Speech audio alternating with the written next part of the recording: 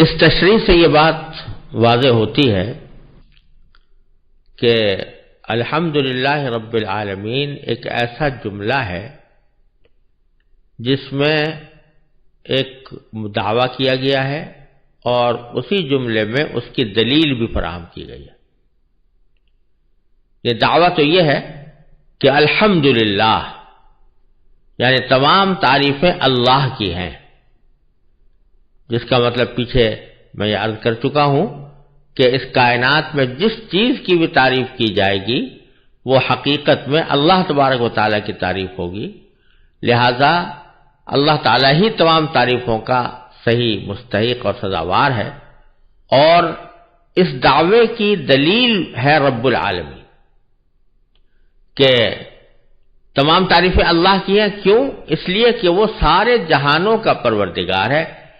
وہی ان جہانوں کا پیدا کرنے والا ہے، وہی اس کو پال رہا ہے، وہی ان کی نگہداشت فرما رہا ہے، وہی ان کی ضروریات کو پوری کر رہا ہے۔ تو اس لیے تمام تعریفوں کا استحقاق اسی کو جاتا ہے، کسی اور کو حقیقت میں تعریف کا استحقاق نہیں ہے۔ اس کی مثال ایسی سمجھیے کہ جیسے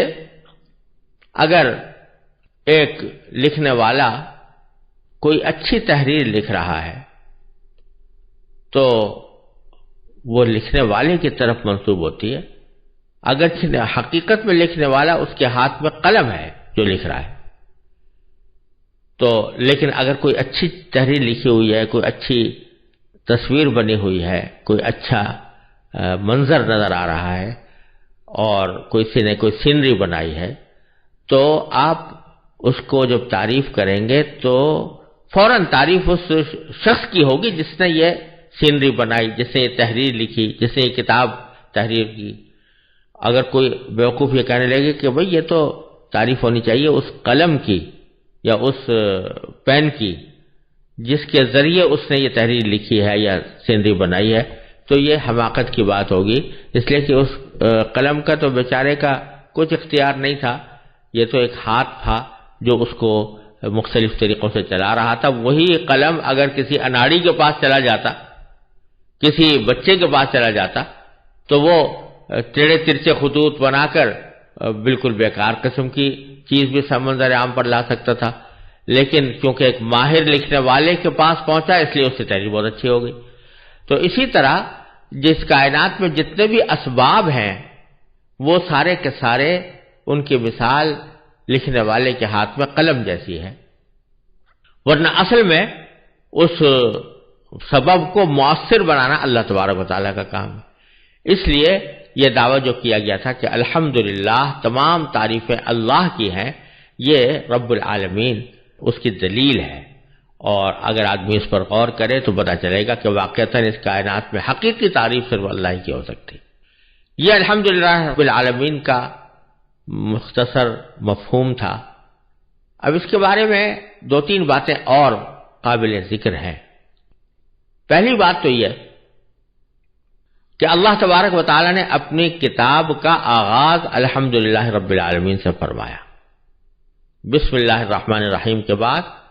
سب سے پہلا جملہ یہی ارشاد فرمایا گیا کہ الحمدللہ رب العالمین۔ یہ در حقیقت ایک تعلیم ہے، اور حضور اقدس صلی اللہ علیہ وسلم نے اس تعلیم کو واضح بھی فرمایا ہے کہ جب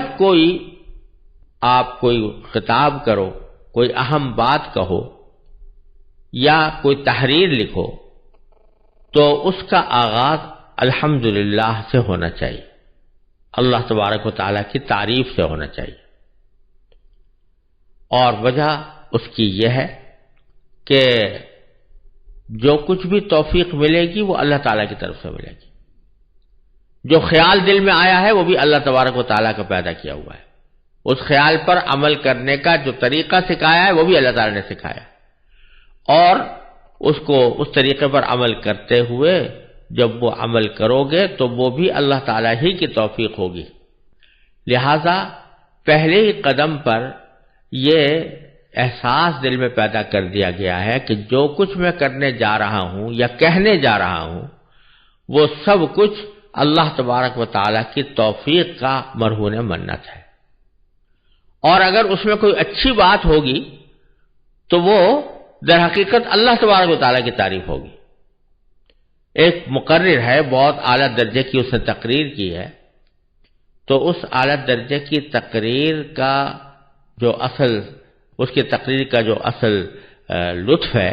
اور اس کے اندر جو حسن پیدا ہوا ہے، وہ تمام تر اللہ تعالیٰ کی تخلیق سے اور اس کی توفیق سے ہوا. اور عام طور سے ہوتا یہ ہے کہ بندہ جب کوئی اچھی تقریر کر لیتا ہے یا اچھی تحریر لکھ لیتا ہے تو خود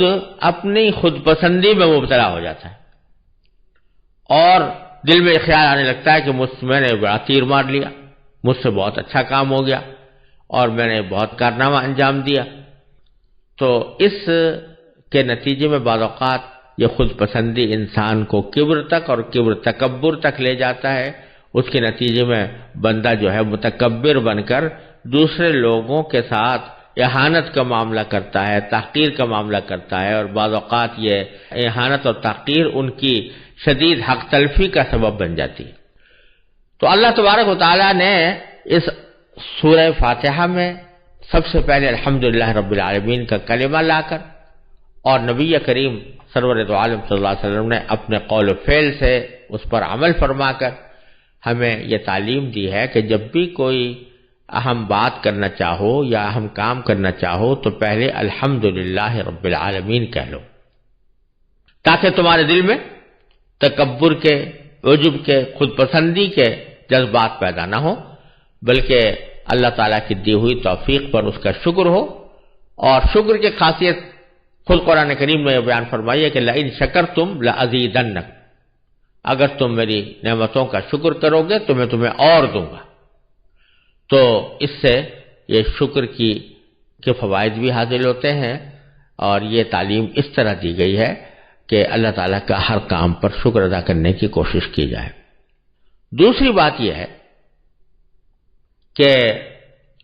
اس جملے میں الحمدللہ رب العالمین میں دعا کا طریقہ سکھایا گیا، کیونکہ آپ نے دیکھا کہ یہ سورہ فاتحہ تقریباً تمام تر یہ ایک اہم دعا پر مشتمل ہے، جیسے کہ تفصیل آگے آنے والی ہے. لیکن اس دعا سے پہلے الحمدللہ رب العالمین الرحمن الرحیم مالک یوم الدین، یہ تینوں جملے ایک تمہید کے طور پر ارشاد فرمائے گئے ہیں اس دعا کے لیے جو آگے آنے والی ہے. اس سے یہ بات معلوم ہوئی اور احادیث سے بھی یہ بات ثابت ہے کہ جب بندہ کسی بات کے لیے اللہ تبارک و تعالیٰ کی بارگاہ میں دعا مانگے تو اس کو دعا کا آغاز اللہ تعالیٰ کی حمد سے کرنا چاہیے اور نبی کریم سرور دو عالم صلی اللہ علیہ وسلم پر درود بھیجنے سے کرنا چاہیے. یعنی پہلے الحمدللہ رب العالمین کہہ دیں اور پھر نبی کریم سرور دو عالم صلی اللہ علیہ وسلم پر درود بھیجنے کا کوئی کلمہ کہہ دے، اس کے بعد اپنی حاجت اللہ تعالیٰ سے مانگے. یہ اور حضور اقدس صلی اللہ علیہ وسلم سے یہی بات ثابت بھی ہے. اس کی کیا وجہ ہے کہ اللہ تعالیٰ کی حمد سے آغاز کیا جائے دعا کا؟ یہ ایک بہت اہم بات ہے اور وہ یہ کہ انسان کی کچھ نفسیات اس قسم کی ہے کہ جب اس کو کوئی حاجت پیش آتی ہے یا کوئی تکلیف آتی ہے جس کا وہ ازالہ چاہتا ہے تو اس کے دل و دماغ پر بس وہ اپنی حاجت مسلط ہوتی ہے یا وہ تکلیف مسلط ہوتی ہے جس کا وہ ازالہ چاہ رہا ہے. اس وقت وہ اس بات سے بالکل غافل ہو جاتا ہے کہ عین اسی وقت میں جبکہ مجھے ایک حاجت درپیش ہے، عین اسی وقت میں جبکہ میں ایک تکلیف کا شکار ہوں، اللہ جل جلالہ کی کتنی بے شمار نعمتیں عین اس وقت میں مجھ پر برس رہی ہیں. فرض کرو کسی کو بخار آ گیا تو بس وہ بخار کو تو لے کر بیٹھ جائے گا، لیکن اس بات سے غافل ہوگا کہ عین اسی وقت میں میرے جسم کے تمام اعضاء ٹھیک ٹھیک کام کر رہے ہیں، دل صحیح کام کر رہا ہے، جگر صحیح کام کر رہا ہے، آنکھیں میں بینائی موجود ہے، کان میں سننے کی صلاحیت موجود ہے، زبان میں بولنے کی طاقت موجود ہے، ہاتھ پاؤں میں چلنے کی طاقت موجود ہے، یہ ساری نعمتیں اللہ تعالیٰ کی موجود ہیں۔ ایک تھوڑی سی تکلیف آئی ہے کہ بخار آ گیا، لیکن باقی ساری نعمتیں موجود ہیں۔ پھر اس تکلیف میں بھی آدمی کو یہ خیال ہونا چاہیے کہ اس تکلیف کو دور کرنے کے کیا اسباب میرے پاس موجود ہیں۔ اگر کوئی مہربان طبیب ہے، معالج ہے کہ سہولیات میسر ہیں تو وہ ایک نعمت ہے۔ اگر اچھے تیماردار ہیں، تسلی دینے والے ہیں، وہ ایک نعمت ہے۔ دوائیں مناسب موجود ہیں، وہ ایک نعمت ہے۔ تو ان ساری نعمتوں کے اندر ایک تکلیف آئی ہے، تو اگر آدمی براہ راست بس وہ تکلیف تو مانگنا شروع کر دے، یا اللہ میرا بخار اتار دیجیے، یا اللہ مجھے تکلیف سے نجات دے دیجیے، یا اللہ مجھے صحت عطا فرما دیجیے، تو اس میں ایک شائبہ اس بات کا ہو سکتا ہے کہ آدمی ناشکری کر رہا ہو اور اپنی تکلیف کو تو لے کر بیٹھ گیا، اور جو ساری نعمتیں جس میں وہ لپٹا ہوا ہے ان کو بھول گیا۔ تو اس لیے تلقین ہمیں یہ کی گئی ہے کہ جب دعا کرنے جاؤ تو پہلے جو موجود نعمتیں ہیں جو ہر وقت تمہیں حاصل ہیں، ان نعمتوں کے اوپر اللہ تعالیٰ کا شکر ادا کرو، الحمدللہ رب العالمین، پہلے ان کا شکر ادا کر لو، تاکہ تمہاری دعا ناشکری پر مشتمل نہ ہو، تمہاری دعا کفران نعمت پر مشتمل نہ ہو، تمہاری دعا جو ہے وہ اللہ تعالیٰ کے ساتھ شکوے اور گلے اور قائد پر مشتمل نہ ہو، بلکہ کہہ رہے یا اللہ میں آپ کی تعریف کرتا ہوں، میں آپ کا شکریہ ادا کرتا ہوں، کیونکہ آپ نے اپنے فضل و کرم سے مجھ پر بہت نعمتیں نازل فرمائی ہوئی ہیں، لیکن یہ میری حاجت ہے، اے اللہ اس کو بھی پورا فرما دیجیے۔ اس لیے یہ ادب سکھایا گیا کہ ہر دعا کے شروع میں اللہ تعالیٰ کی حمد کا کوئی کلمہ کہا جائے، الحمدللہ رب العالمین، یا اس کے ہم معنی کوئی اور کلمہ۔